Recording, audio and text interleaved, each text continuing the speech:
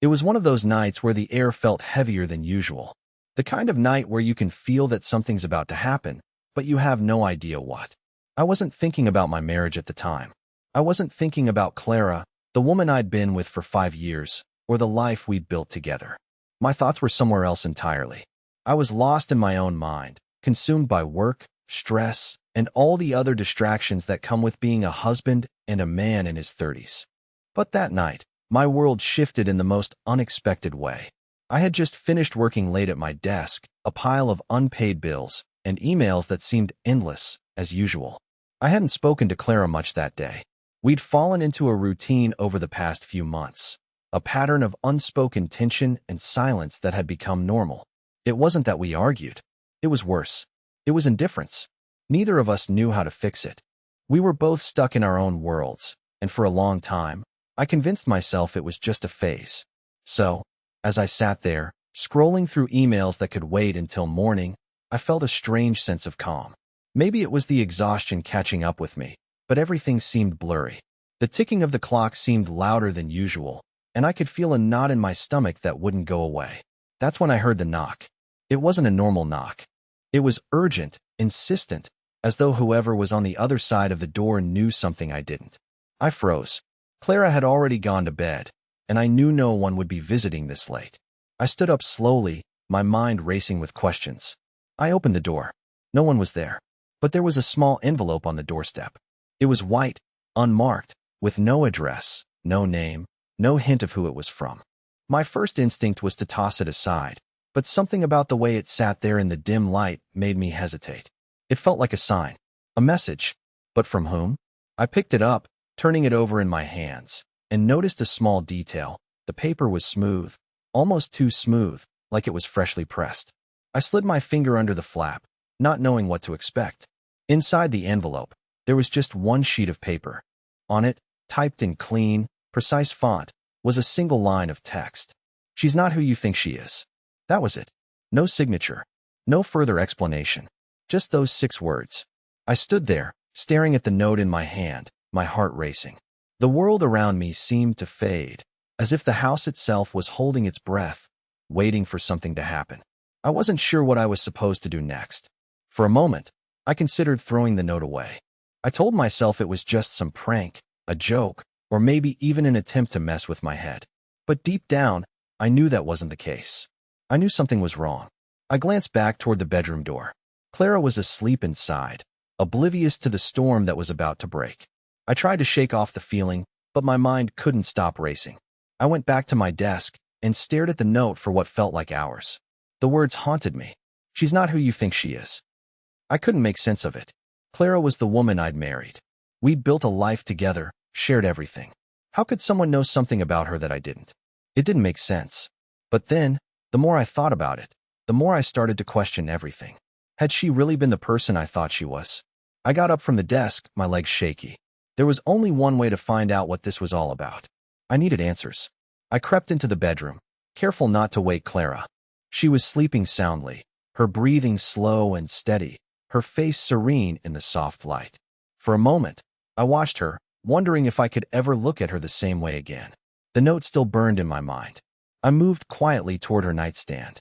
My heart was pounding in my chest, and my fingers trembled as I reached for her phone. Clara had always been secretive about her phone. She'd never done anything to make me suspicious, but there were things she'd hidden from me, things I had always chosen to ignore. She said she needed her privacy. I respected that. But now, I needed answers, no matter how uncomfortable they might be. I unlocked her phone, the screen lighting up in the darkroom. I felt like a thief, but at that moment, I didn't care. The urge to know the truth outweighed everything else. The first thing I noticed was a series of messages. She'd left her text messages open, and as I scrolled through them, my stomach dropped. There, at the top of the thread, was a name I didn't recognize, Elliot. I'd never heard that name before. The message thread was full of exchanged texts, all flirtatious, with playful comments, heart emojis, and casual references to meetings and dinners. The messages spanned over the last few months. I could feel the room closing in around me as I read. My thoughts scrambled, my pulse quickened. This couldn't be happening. This wasn't the Clara I knew. She had to explain. There had to be a logical reason for this. But the more I read, the more I realized that there was no explanation. The messages weren't innocent. The tone wasn't innocent. There was something far deeper going on, something I hadn't seen before, something she hadn't let me see. I dropped the phone back on the nightstand, my hands shaking. I didn't know what to do next. My entire world felt like it was crashing down around me. But I knew one thing for certain. I couldn't ignore this. Not anymore. The next few hours were a blur. I couldn't sleep, couldn't even think straight. The messages I had read were still echoing in my head, replaying over and over. Can't wait to see you tonight. I miss you more than you know. We'll be together soon, I promise. I didn't know who this Elliot was, but I felt a sickening pit in my stomach, a deep, gnawing realization that Clara, my wife of 5 years, had been living a double life. I wanted to confront her. I wanted to wake her up and demand the truth, but I couldn't bring myself to do it yet. I needed more answers. I needed to understand what I was dealing with. I couldn't just blindly accuse her. I had to be sure. I spent the next few days on edge, unable to focus on anything. My mind was consumed by the thought of Clara and Elliot. I started noticing things I hadn't before. The way Clara would quickly put her phone away when I entered the room, the way she'd look away when I asked about her day, the way she seemed distracted during our conversations. I knew something had been off for a while, but I had convinced myself it was just stress or work. I had ignored the small signs, hoping they would go away. But now it was clear. This wasn't just a phase. This was something real. I decided to dig deeper. I couldn't ignore the truth anymore, no matter how painful it might be. I called in sick to work and spent the day going through every possible detail, every little piece of information that might help me understand what was going on. I went through her social media accounts, her emails, everything. But every time I found something new, the pieces of the puzzle just seemed to fit together in a way I couldn't deny. Then, I came across a strange email. It was from a company I didn't recognize, Avenue Consulting. It was an official-looking email, and there was an attachment labeled Schedule. Curious, I opened it. There, in the attached file, was a schedule for a business trip that Clara had taken 3 months ago. But this wasn't just any business trip. This one had been planned in detail, with flight information, hotel reservations, and even meetings with clients I had never heard her mention before. But what stood out the most were the dates. The dates lined up perfectly with the nights she had been acting distant, the nights I had suspected something was wrong. I scrolled further down the document, and my heart stopped. At the bottom, there was a note. Meeting at the hotel, room 304, 8 p.m. See you then. My mind raced. This wasn't just a business trip. This was a cover for something far more sinister. Clara had been with Elliot all along, meeting him while I was at home, believing I was in a happy marriage. I felt like a fool, like everything I thought I knew had been a lie. I immediately got up from my desk and began pacing around the house, my mind in turmoil. I wanted to confront Clara, to yell at her, to demand the truth, but I couldn't bring myself to do it just yet. I needed more than suspicions. I needed concrete proof that would leave no room for doubt. That night, I decided to follow her. I waited until she left for her evening walk, something she'd started doing more often in the past few weeks. I grabbed my jacket, and in a panic-induced haze, I followed her at a distance, trying not to be noticed. Clara didn't even glance back once. She was completely unaware that I was there, trailing behind her as she walked down the quiet street. She went to the same cafe she always went to, the one down the block. She sat by the window, reading a book. Nothing out of the ordinary. But then, about an hour later, I saw him. Elliot. He walked into the cafe, his presence unmistakable. He was tall, with dark hair and a sharp suit. Clara didn't notice him at first, but when he approached her table, she looked up, and her face lit up. My heart sank as I watched them exchange a brief, but intimate, hug before they sat down together. I stayed hidden behind a car, barely able to breathe. The conversation between them was quiet, but I could see enough to know that there was something more between them than just business. They spoke in low tones, leaning in toward each other. There were glances, subtle touches, and the kind of chemistry that I had once shared with Clara but had slowly faded away over the years. It was clear. They were more than just colleagues. They were something else entirely. I felt sick, betrayed, helpless. I couldn't believe what I was witnessing. I thought I had prepared myself for the worst, but seeing it unfold in front of me was 1,000 times more painful than I had ever imagined. I watched them for what felt like hours, my mind spinning, My thoughts a chaotic mess of anger and confusion. Finally, they got up to leave. Clara walked out of the cafe, laughing at something Elliot had said, her face glowing with a joy I hadn't seen in months. I couldn't follow them any longer. I turned and walked away, my body moving on autopilot, my mind still reeling from the truth I had just uncovered. I knew I couldn't go back to the way things were. There was no pretending anymore. My life, my marriage, was a lie. The walk back home felt like it lasted a lifetime. Every step was heavier than the last, and every thought that ran through my mind made me feel more and more suffocated. I had just witnessed my wife laughing with another man, someone she clearly had more than a professional connection with. The worst part wasn't even seeing them together. It was realizing that Clara had been lying to me all this time, that everything I thought I knew about our life together was nothing but a carefully constructed illusion. I couldn't breathe. My chest felt tight, and my hands were shaking. As I walked through the door, I stood in the entryway for a moment, gathering the strength to face the inevitable. I didn't know how I was going to confront her. I didn't know how I was going to process what I had just seen. The house felt cold, and every corner of it seemed foreign, like it no longer belonged to me. I went to the kitchen, opened the fridge, and stared at the contents for what felt like an eternity, not knowing what I was looking for. There was nothing there that could fill the void in my stomach. Nothing would ever make this right.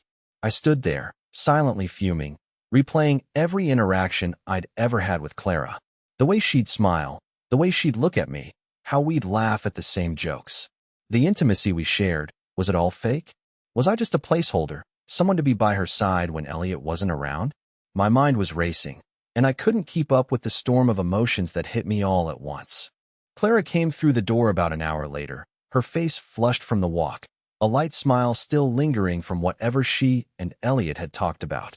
She glanced at me, and her smile faltered for a brief second, but she quickly recovered, like she always did.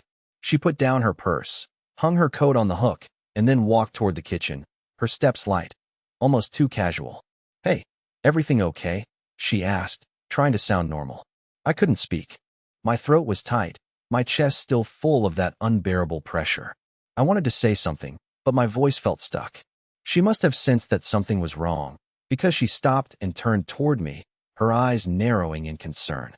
"Oliver," she asked, her voice soft, but with a hint of uncertainty. I finally found my voice, though it was shaky, barely above a whisper. "I saw you tonight." Her face went pale. She blinked a few times, clearly caught off guard. "What do you mean?" "You and Elliot," I said, my words slow, deliberate. "I saw you at the cafe. I saw the way you looked at him. I saw the way he looked at you." Clara went completely still, her eyes widening slightly. The air between us thickened, and for the first time in what felt like forever, she was silent. She didn't try to deny it, didn't try to make an excuse. There was just a look of guilt that crossed her face, a look that said everything without saying a word. I couldn't hold back anymore. "How long, Clara? How long has this been going on?" She didn't answer at first. She just stared at me, her lips trembling, clearly struggling to find the words. Finally, she spoke, her voice barely above a whisper. "I'm sorry, Oliver. I never wanted you to find out this way. I didn't want to hurt you." Hurt me? It was beyond hurt. It was betrayal, pure and simple. "How long?" I repeated, this time louder, my voice trembling with a mixture of anger and disbelief. "About 6 months," she said, her voice cracking. "It started after the conference in Chicago. He was just a colleague at first, but then things changed. I didn't know what I was doing. I thought I could keep it a secret. I thought it wouldn't matter. I felt like I'd been punched in the gut. 6 months. For 6 months, she'd been seeing Elliot, sneaking around behind my back, lying to me every day. I had been so blind, so naive, thinking that everything was fine. But why?" I choked out. "Why him? Why didn't you tell me? We could have worked through whatever was wrong, Clara. You could have come to me. I loved you." Tears started to well in her eyes, and for a moment, I saw a glimpse of the woman I had married. But it was fleeting. She wiped her eyes quickly and shook her head. "I don't know. I wasn't thinking clearly. Everything felt so empty, and he was there, and I felt alive again. It wasn't supposed to go this far. I never meant to hurt you." I couldn't listen to her excuses anymore. They didn't matter. Nothing she said could undo what had happened. I had been living in a lie, and the truth was now right in front of me. There was no going back. I took a step back, shaking my head, feeling the weight of the situation crashing down on me. "You're right," I said, my voice cold, harder than I had meant it to be. "You didn't mean to hurt me, but you did, and now everything is different." I turned to walk away, my mind still reeling, but Clara's voice stopped me. "Oliver, please," she said, her voice desperate now. "Don't leave. Don't walk away from me." I froze for a second, my back still to her. The desperation in her voice, the way she said my name, it hit me harder than anything else. But I didn't turn around. I couldn't. Not after everything. "I don't know what to do with any of this anymore, Clara," I said, my voice hoarse, almost a whisper. "I need time. I need space. I need to think." With that, I left the room, walked out into the cold night air, and for the first time in a long time, I didn't feel like I was home anymore. I didn't go back inside that night. I couldn't. The weight of what Clara had just admitted to crushed me in a way I hadn't anticipated. I needed to get away, to think, to breathe. The world felt like it was spinning in slow motion, and I couldn't seem to catch up. I walked for hours, aimlessly through the darkened streets, the cold air doing little to numb the burning anger and hurt inside me. My mind was a battleground. Part of me wanted to scream, to confront her right there and demand every detail of her betrayal. But another part of me, the part that had loved her for so long, still wanted to believe that somehow this was all a mistake, that maybe she was just confused. But no matter how much I tried to rationalize it, the facts were undeniable. Clara had been with another man. She had chosen him over me, and that truth was the hardest thing to swallow. I didn't return home until the early hours of the morning, my mind exhausted and my feet numb from the long walk. When I opened the front door, I was met with silence. The house felt cold, empty. I could hear Clara's soft breathing from the bedroom, but it didn't comfort me anymore. It only reminded me of the lies we'd both been living. I stood in the kitchen for a long time, just staring at the counter. I didn't know what to do next. My emotions were all over the place. Anger, betrayal, sorrow. They were crashing into each other like waves, and I couldn't control any of it. I wanted to leave. I wanted to pack my things and never look back. But another part of me, the part that still held on to the remnants of our life together, wanted to stay, to fight for what we had, no matter how broken it was. But what was there left to fight for? It wasn't long before Clara appeared in the doorway. Her eyes were red, her face pale from crying. I could see the guilt written all over her, but there was also fear. She was scared of losing me, scared of facing the consequences of her actions. I could see it in the way she hesitated before walking toward me, unsure of what to say or how to fix this. I don't know what to say, Oliver," she whispered, her voice shaking. "I never meant for any of this to happen. I never meant to hurt you." I couldn't look at her. I couldn't hear her apologies without feeling like I was suffocating. I wanted to scream at her, to tell her that the damage was done, that there was no going back. But I just stood there, numb, unsure of how to respond. She had taken the one thing I had trusted more than anything, our relationship, our marriage, and shattered it in a way that felt irreparable. "I think you need to leave," I said, my voice barely audible, but the words were final. Clara's eyes widened in shock. "What? You can't be serious." I turned to face her then, the anger I had been holding back finally spilling over. "I need space, Clara. I can't do this right now. You've broken my trust, and I need time to figure out if I can ever trust you again. If I even want to." She stepped back, her face falling as if I had slapped her. "You don't mean that. We can fix this. We can go to therapy. We can work through this, I swear." But it was too late. The moment those messages, those lies, came to light, it was as if a door had been slammed shut between us. I had been living in a lie for months, and I wasn't sure I could ever walk through that door again, even if I wanted to. "I don't know what I want anymore," I said, my voice breaking as the weight of everything hit me all at once. "I don't know if I can ever forgive you for this." Clara opened her mouth to say something, but I didn't want to hear it. I couldn't. Every word she spoke felt like an insult to my intelligence, a further reminder that the woman I had married wasn't the woman I thought she was. Without another word, I walked out of the kitchen, grabbed my jacket, and stepped out the door. The cold hit me like a slap, but it was a welcome distraction from the suffocating feeling in the house.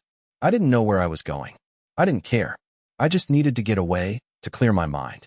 I wandered through the streets for hours again. this time with a sense of finality in my steps. The more I thought about everything, Clara's betrayal, the lies, the months of pretending that everything was okay, the more I realized I couldn't go back to who I was before. The person I was when I loved her with all my heart. That person was gone, and I didn't know if I could ever find him again. But it wasn't just about me anymore. I had to think about the life I was building, the future I had imagined with Clara. How could I go on pretending like nothing had happened? How could I possibly move forward after all of this? I didn't want to make rash decisions, but the thought of facing Clara again in that house, in that life, felt like a weight I couldn't carry. When I finally came back, it was late. The house was quiet. Clara was asleep in the bedroom, her back turned to me. I stood there in the hallway for a long time, staring at the closed door. I didn't know if I should wake her, confront her again, or if it was time to just walk away and leave everything behind. In the end, I didn't wake her. I couldn't. I took one last look around the house that had once felt like home. The place where we had laughed, made plans, shared moments of joy. And now, it felt like a prison. I knew I couldn't stay here any longer. I didn't know where I would go or what I would do, but I knew one thing for certain. I couldn't stay with her. Not like this. Not after everything that had happened. The next few days were a blur, a strange mix of numbness and rage. I couldn't bring myself to talk to Clara, but I couldn't escape her presence either. The house felt like a cage, every room suffocating with memories of a life I wasn't sure I wanted anymore. Every glance at her, every quiet word, felt like a betrayal all over again. She tried to reach me, of course. She texted, she called, she even showed up at my work. But I couldn't face her. I couldn't face the woman who had so easily replaced me with another man. I couldn't look at her without seeing the lies in her eyes. My mind kept replaying that moment, the moment I discovered the truth. 6 months. 6 months of deceit. It wasn't the affair itself that broke me. It was the realization that she had been so easily able to lie to my face, day after day. I thought I knew her, but now I didn't know who she was anymore. I stayed at a friend's house for a while, trying to put some distance between myself and Clara. I didn't want to make any impulsive decisions, but I knew I couldn't stay there any longer. Every inch of that house reminded me of what had been shattered, of the life I thought I'd built with Clara. It was one night, after a long day of trying to clear my head, that I got the call. It was Clara. Her voice was soft, shaky, as if she'd been crying for hours. "Oliver," she said, "I need to talk to you. Please. I can't do this anymore. I need to explain.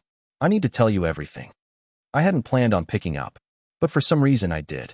Maybe I was still holding on to some sliver of hope, some small part of me that wanted to believe she was sorry, that she hadn't truly destroyed everything.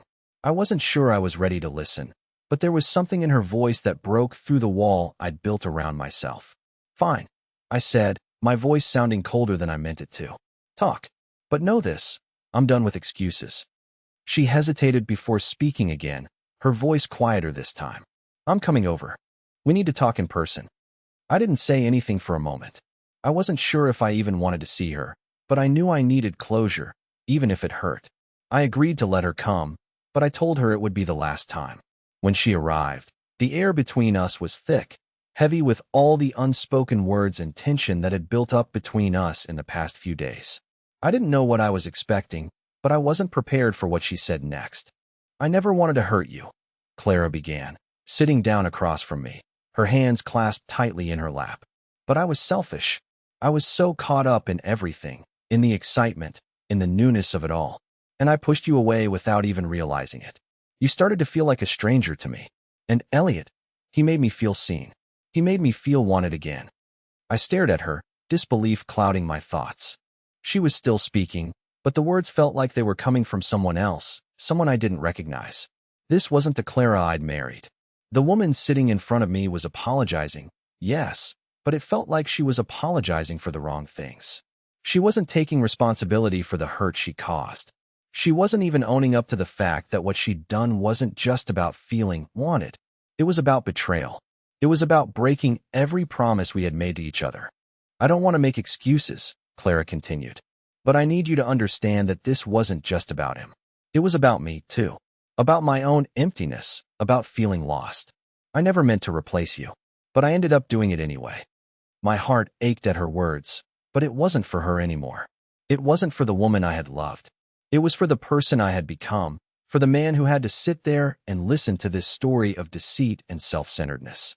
I didn't know how to respond. I didn't know if I even could.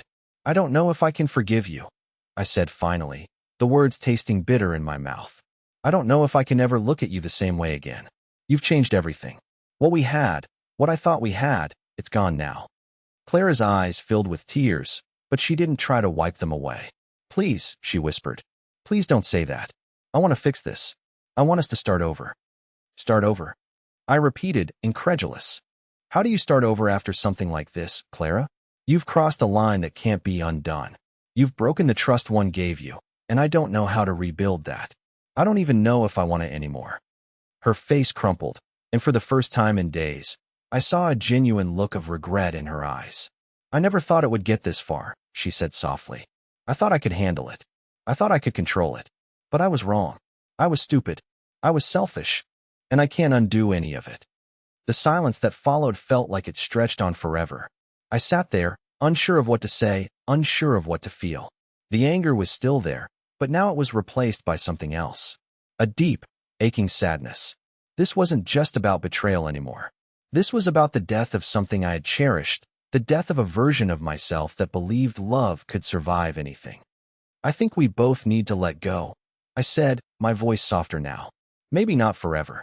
But for now, we need to be apart. I need time to heal, and I need to figure out who I am without you. Clara nodded, her tears still falling, but she didn't fight me. She didn't argue. She knew, deep down, that this was the end. I'm sorry, she whispered again. But the words felt hollow now. They couldn't undo what she'd done. I stood up and walked toward the door. This time, I wasn't coming back. The weeks that followed felt like an endless blur. I moved into an apartment, a small one on the outskirts of the city. It wasn't much, but it was mine.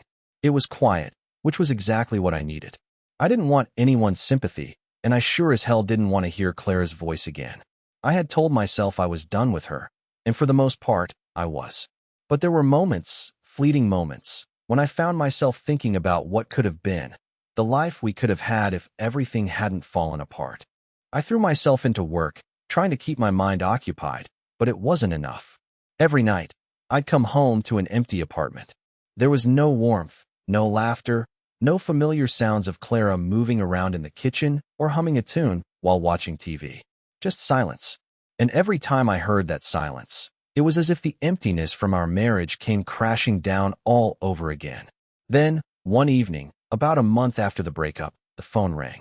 I didn't recognize the number, but something about it felt familiar. I hesitated before picking up, unsure of what to expect. Maybe it was one of my friends, maybe someone at work. But when I heard the voice on the other end, I knew exactly who it was. Oliver. Clara's voice came through, soft and shaky. Please, can we talk? I closed my eyes, gripping the phone a little too tightly. I hadn't heard from her in weeks. I didn't want to hear from her. I didn't want her to find me again. But there was something in her tone, something desperate, that made me pause.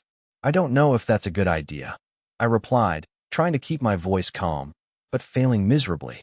My heart was pounding. Please, she whispered again. I've been thinking about everything, about what happened, and I know I hurt you. But I can't live with myself knowing I've ruined everything. I need to apologize, properly, in person. I knew what this was. Another plea for forgiveness. Another attempt to fix something that was long beyond repair. But still, I couldn't help the part of me that wanted to see her again. I wanted to hear the apology that, in my heart, I knew wouldn't change anything. Clara, I began, unsure of what to say, but she cut me off. I'm not asking you to take me back, Oliver. I'm not asking for us to fix things. I just need you to hear me out. Please. Her voice cracked, and I could tell she was fighting tears. I sighed, rubbing my forehead. I didn't want to. I didn't want to go back to that place, to the place where everything fell apart. But part of me knew that if I didn't listen, I might never get the closure I needed. Okay, I said finally, my voice barely a whisper. Come over. But just this once. After this, I don't want to hear from you again. The silence on the other end of the line was long, and for a moment, I thought she wasn't going to respond. But then, thank you, she said, her voice full of relief. I'll be there in an hour. I hung up without another word and sat down on the couch, my hands trembling. The idea of seeing her again, of hearing her voice after everything that had happened, made me feel sick to my stomach.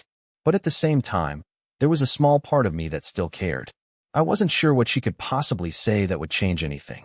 After everything, what could she offer that would make me want to open up again? But I knew one thing for sure. I wasn't the same person anymore. I couldn't be. I had to be stronger than before. For myself. For my future. When Clara arrived, I didn't know what to expect. She stood in the doorway, hesitant at first, her eyes red and swollen. She had clearly been crying, her face drawn and tired. She was still the same Clara, the woman I had loved for years, but she was also someone else. Someone I wasn't sure I knew anymore. "I'm sorry," she said before I even had the chance to speak. "I know that's not enough, but I'm sorry for everything. For the lies, for the hurt, for tearing us apart." Her words hung in the air between us, thick with regret and sorrow. But I didn't feel anything. Not really. What had once been the love of my life now felt like a distant memory, something that was slipping away with each passing day. "I know you're sorry," I said quietly, finally meeting her gaze. "But your apology doesn't change anything. You broke something that can't be fixed, Clara. I'm not sure I can even look at you the same way anymore." She flinched, the words cutting deeper than I think either of us expected. "I know," she whispered, tears welling in her eyes. "And I don't expect you to forgive me. I don't deserve it. I just needed you to know that I regret everything." I stood there, unsure of how to respond. There was nothing left to say. We were both standing on the same ground, but the distance between us felt insurmountable. "I think it's time we both moved on," I said finally, my voice firm, but it was hard. "I need to move on, and you need to do the same. We're not the same people anymore." She nodded, her lips trembling as she turned away.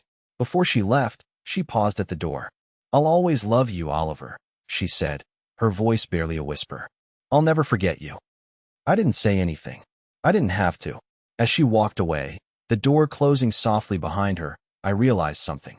The love I once had for her wasn't gone. It would always be a part of me, but it was no longer the love that defined me. And for the first time in a long time, I felt a strange sense of peace. I wasn't sure what the future held, but for the first time, I was ready to face it without her. The weeks that followed Clara's visit were strangely calm. I threw myself into work even more, barely leaving my apartment except for the occasional run to grab food or get some fresh air. I'd stopped answering her texts and calls. She hadn't reached out since that night, and I thought I was finally starting to regain some control over my life. But as the days stretched on, I realized that something was still missing. A part of me, the part that I couldn't quite put my finger on, was still searching for answers. It wasn't that I wanted Clara back. No, that ship had sailed. But there was a nagging feeling in the back of my mind, something that kept me awake at night, wondering about the things I hadn't asked her, about the things she still hadn't told me, about the lies that went deeper than the affair itself. One afternoon, when I was heading home after another grueling day at work, my phone buzzed with a message from an unknown number. I almost ignored it, but something told me I shouldn't. The message read, "I know what you're looking for. Meet me at the old diner on Elm Street. 7 p.m. I can give you the answers you need." My heart skipped a beat. The message was simple, but it sent a chill down my spine. I hadn't even replied, yet whoever this was seemed to know exactly what was going on inside my head. And the more I thought about it, the more certain I became. This wasn't just someone pulling some kind of sick prank. This was something, or someone, tied to everything that had happened with Clara. I tried to brush it off as my mind playing tricks on me, but by the time evening rolled around, I found myself walking down Elm Street, the old diner looming ahead. I hadn't been there in years. It was a place Clara and I used to visit when we were first dating, long before all of this mess. I stepped inside, my nerves on edge, and the smell of coffee and greasy food hit me all at once. It was just as I remembered, dimly lit, worn down, with a couple of old regulars nursing cups of coffee at the counter. I took a seat at one of the booths, trying to look casual, but my mind was racing. Who was this person, and why did they think they could give me the answers I needed? The waitress came over, a woman in her late 50s with a kind smile. She didn't seem to recognize me, but I ordered a coffee anyway, figuring I might as well stay while I waited for whoever had sent the message. It didn't take long. A few minutes later, the door creaked open, and in walked a man I didn't recognize. He was tall, in his late 30s, with dark hair and a serious expression. He glanced around the diner, his eyes landing on me, and without saying a word, he walked over to my table. "Oliver, right?" he asked, his voice low and steady. I nodded, a pit forming in my stomach. "I know you don't know me," he continued, sitting down across from me without waiting for an invitation. "But I've been keeping an eye on your situation, and I think you need to hear what I have to say." I stared at him, unsure of how to respond. "Who are you? And what do you know about me?" He smiled, but it wasn't a friendly smile. It was knowing. "You're looking for answers. About Clara. About what happened with her and Elliot." I leaned forward, every muscle in my body on high alert. This wasn't some random person. This man knew too much. "What do you know about them?" I demanded. He sat back, his hands folded in front of him. "I know more than you think. And it's not pretty, Oliver. But I'm here to tell you the truth. The full truth. The things Clara's kept hidden." My heart pounded in my chest. Every instinct told me to get up and leave, to walk away from this man and whatever twisted game he was playing. But part of me, the part that had been aching for answers, stayed rooted to the booth. I needed to know. I needed to understand what I had missed. "What do you mean, the full truth?" I asked, my voice shaking despite myself. He leaned in closer. "Clara didn't just cheat on you with Elliot. That affair was only the tip of the iceberg. There's more to it than you realize." I was silent, waiting for him to continue, my mind racing with possibilities. "What are you talking about?" I finally asked, my voice barely a whisper. The man sighed, glancing around the diner as if checking to see if anyone was listening. Clara wasn't just looking for someone to make her feel wanted. She was desperate. She needed someone to help her get out of a situation that she couldn't handle on her own. And Elliot? He was just a part of the bigger picture. She was involved with someone else, someone dangerous. And when you found out about her affair, she was already in deeper than you knew. My mind was spinning. Dangerous? Deeper than I knew? What the hell are you talking about? I demanded, now feeling both terrified and confused.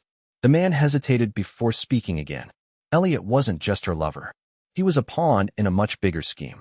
Clara got involved with someone who had a lot of influence, someone who could ruin her life if she didn't comply. And Elliot was the link, the connection that kept her under their control. That's why she couldn't stop. That's why she lied to you. It wasn't just about her. It was about survival. I couldn't breathe. My heart was racing as I tried to process his words. Who was this person? Who was she involved with? He shook his head. "I can't tell you everything. Not here. But I'll say this, it's not over. Clara might have walked away, but the people she's been involved with, they're not going to let her go that easily. And they won't let you go either." I stared at him, unable to comprehend the gravity of what he was saying. "You're telling me there's something bigger than just her affair? That I'm in danger?" The man nodded slowly.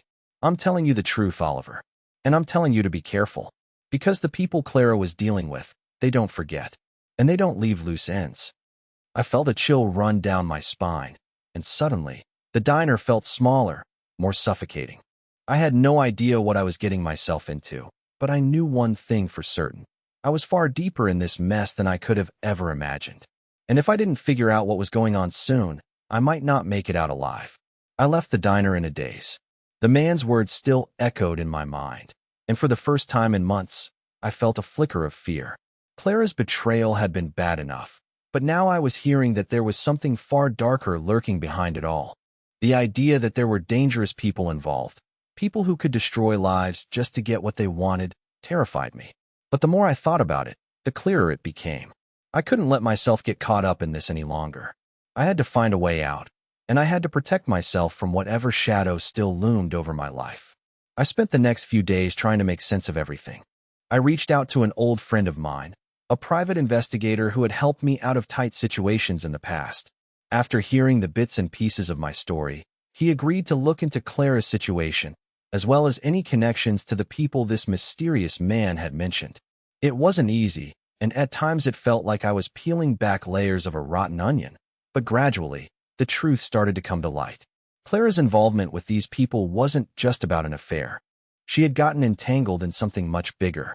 But with the help of my investigator, I managed to track down some of the key players. Turns out, Clara had been unknowingly roped into a financial scam, one that had begun long before I ever noticed the changes in her. It was a web of lies and deceit that she hadn't known how to escape from. But with some careful moves and strategic decisions, I was able to sever those ties.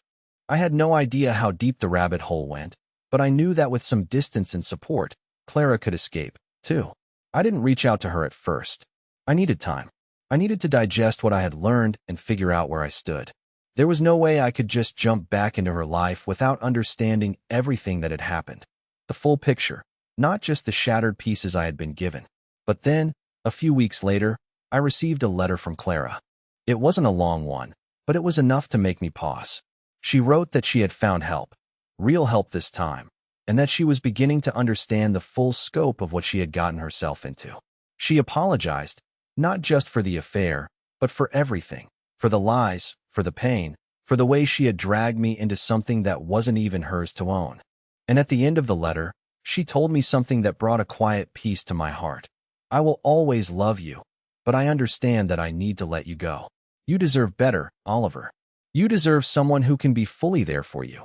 Someone who can trust you and love you without the shadows of the past hanging over us. I didn't know how to respond at first. I didn't know if I was ready to forgive her, or if forgiveness was even the right path. But what I did know was that I had finally found closure. Clara had recognized her mistakes and was taking steps to heal herself, and in turn, that gave me permission to start healing, too. A few months later, I ran into Clara at a coffee shop. She was different, not the same woman I had once loved, but someone who had grown, who had learned from her mistakes, and had worked hard to make things right. She looked happy, at peace with herself. And as we talked, we both realized that the love we had once shared had turned into something different, a quiet understanding, a shared respect for what we had been through. We didn't get back together. That part of our lives was behind us. But I walked away from that conversation with a feeling of calm. I had closure. I had peace. And most importantly, I had learned that love, while powerful, isn't always enough to overcome everything. Sometimes, the best thing you can do for yourself is let go and allow the future to unfold in a way that is healthier, freer, and full of possibilities. The next chapter of my life wasn't going to be defined by Clara's mistakes or my pain. It was going to be mine. I was going to take the time I needed to find happiness again, to rediscover who I was outside of the wreckage of that relationship. And when I finally opened my heart again, I knew I would be stronger, wiser, and ready for something real. Something that would make me believe in love again, not because of the mistakes of the past, but because of the lessons learned and the future that awaited. To new beginnings, to peace, to a life where the light shines a little brighter, no matter how dark the storm has been.